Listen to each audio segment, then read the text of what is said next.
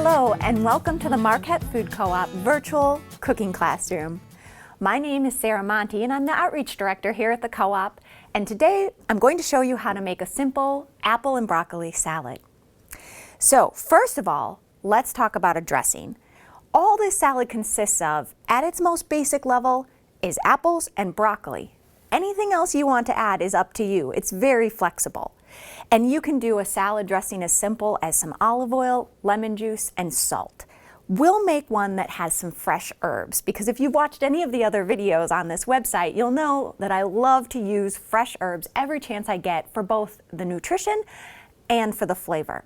So today we're going to use some fresh dill. I absolutely love dill with all of the vegetables and fruits we're using today. It's also really great with carrots. In fact, if you wanted to add shredded carrot to this salad, it would be really good with the dill. Now, you can take off some of these thicker stems at the bottom of the dill if you want, but it's honestly not a big deal. We're going to make sure that we chop this up very finely so that there's not any pieces that are too big or too woody and unpleasant, but we get the full flavor and all the price that we paid used up with our fresh herbs. So you can see I just bunched it up. I've kept my fingers nice and tight so I don't hit it with the knife, and I'm just slicing very, very small pieces. It's okay to take your time. As you get closer and it becomes more feathery, you can get your fingers out of the way and just go back and forth here. And because I love this so much, I'm actually using the entire package of dill. You don't have to. You can reduce the amount of dill in this recipe if you want. You can change it out and use parsley or basil if you wanted. It just depends on what you're using and what you have at hand. So let's slice this up. And I'm going to scoop all this up and put it into this bowl here. The other things that I'm going to add, also very simple. So we have a very small amount of olive oil,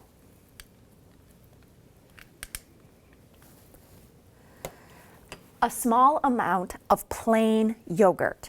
Now this can be Greek yogurt, it can be regular yogurt, but just make sure it's plain. A lot of times people think they're eating healthy when they have yogurt, but if you actually look at the label, most of the flavored yogurts are really, really high in sugar. And since this isn't a strictly dessert preparation, we're going to want to avoid the extra sugar if we can. And then we're going to add some lemon juice. Now this is fresh lemon juice. If bottled lemon juice makes more sense for you, go right ahead and use that. And then all we're going to do is mix this up. And we're going to add a little bit of salt and pepper.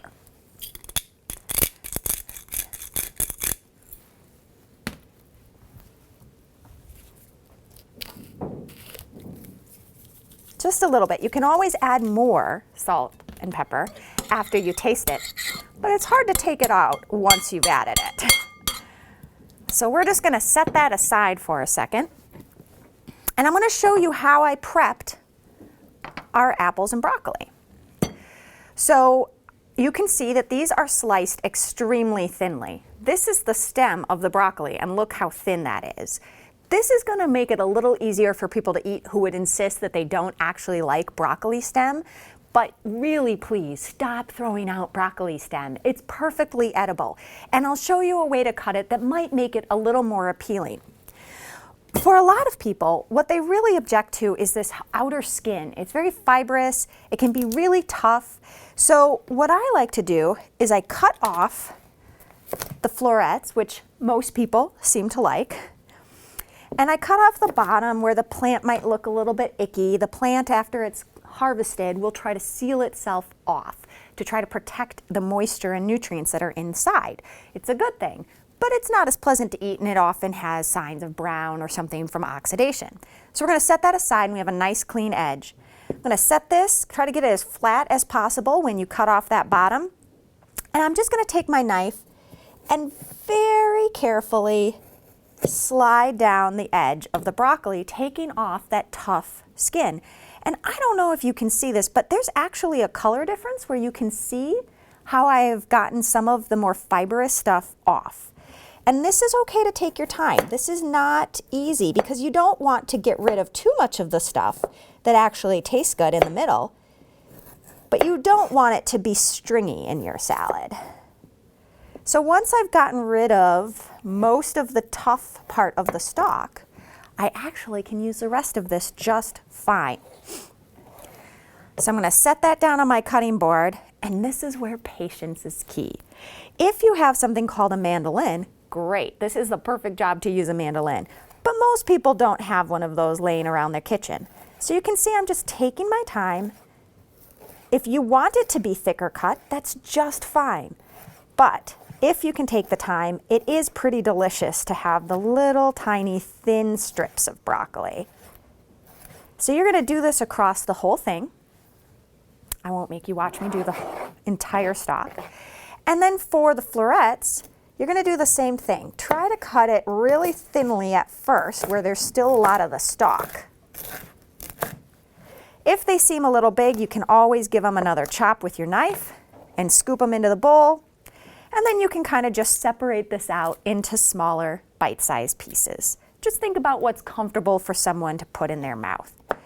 When it's a little too big, you can always go back to your slicing and do really small pieces, and then you'll get the nice small florets. So I've already done that ahead of time, as you can see in this bowl. Before I show you the apple and how I cut that, because there is a trick to cutting an apple as safely as possible, I'm also going to add a little something to this salad to punch it up a bit. So in this pan are pepitas, pumpkin seeds. So they're a little bit different than the pumpkin seeds that you dig out of your jack-o'-lantern every year. When folks try to roast those, sure, they're a tasty snack, but they're very fibrous. That's because there's still another hull that can be taken off. Once you remove that hull, which is a little too much work for you at home, you get this inner softer part, which is just perfect for topping all kinds of salads. You can eat these raw, sprinkled on all kinds of things, but when you toast them, they get this lovely extra nutty dimension that I really like. Now, pepitas are something that I just tend to have around my kitchen because I like them. I like the size and the crunch, but you can actually do this with just about any nut or seed you want. You could top this salad with some sunflower seeds, which are really affordable, toasted or untoasted. This same technique will work. You could do chopped up walnuts, you could do slivered or quartered almonds, or you can skip it entirely and not have any of the nuts and just stick with the apple and broccoli if you want. So you might notice that I have this bowl right next to my pan, and that's important because when we are toasting something like this, we want to be ready with our cooling tray. If you realize these are done and then you still have to run across your kitchen to grab something to get them out of the pan, most likely you're going to burn them. Some people also like to toast nuts and seeds in the oven, but if you're like me, that equals burned nuts and seeds because I can't be trusted to pay enough attention to it. If I can't see it, it's more likely to be burned. So I really prefer the stovetop method where it's in front of my face and I have to pay attention to it. Now while these are toasting, we're just going to keep an eye on it. I do have it at sort of a medium heat. You don't want to try to crank this up. It's more likely to start blackening before you've toasted them evenly. Some people will even do a lower heat. So we'll just kind of keep an eye on those, and I'm going to show you how I cut up the apple. So I'm using a Fuji apple for this, but you can use any apples you want. There's no real rules about this. I'm going to start by cutting the apple in half. Simple now, we have our flat side. Remember, round objects, we want to make them flat as quickly as possible. And this is kind of like if you've watched the video about cabbage. We're going to make this easy to get the core out of the apple as efficiently as possible. So once you quarter it, it's very easy to take off the little bits where the seeds are. Now to get these very thin slivers, again, it just takes patience. So I'm going to, ooh, did you hear that? We've got some popping from our seeds, and that's what you want. So I'm just going slow because you want these to be super duper thin. I'm going to give these a stir. just to make sure that they're browning evenly. We've got a really nice toasting going on here. Once they start popping and you see a lot of brown, it's time to just stop whatever else you're doing and pay attention to them.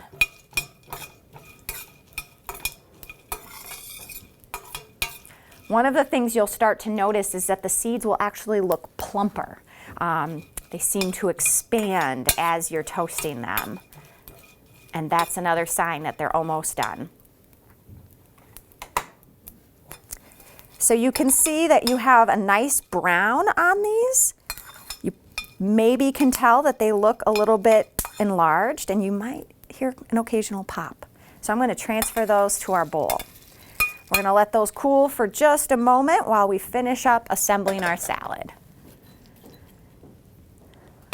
So you're going to keep cutting this whole apple. It's a couple of apples into this recipe. But again, I have this ready to go for us. And just to make it a little easier, I'm going to put some gloves on while I mix this. So I have my apples and broccoli, and I'm just going to toss those around together. Kind of separate out. Sometimes the apple pieces will be kind of stuck together from the moisture of the apples. And after you've divided that, you can put your dressing on there and kind of put it around all over.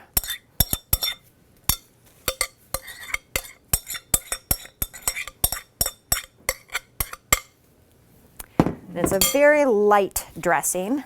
We want the flavors of the food to shine, and then the dressing is just there to accentuate it a little bit. And like I said, if you need to avoid dairy, just do a simple olive oil, lemon juice, salt, and pepper, and that works too. And feel free to add as many or as few of the fresh herbs as you want, or you can skip the fresh herbs altogether if you don't have them handy. And again, just do that olive oil and lemon, but maybe you could try to add some other additions. So other things you might want to put in here, the shredded carrot that I mentioned earlier. There's also the seeds. You could do raisins or cranberries would be good if you want to make it a little bit sweeter.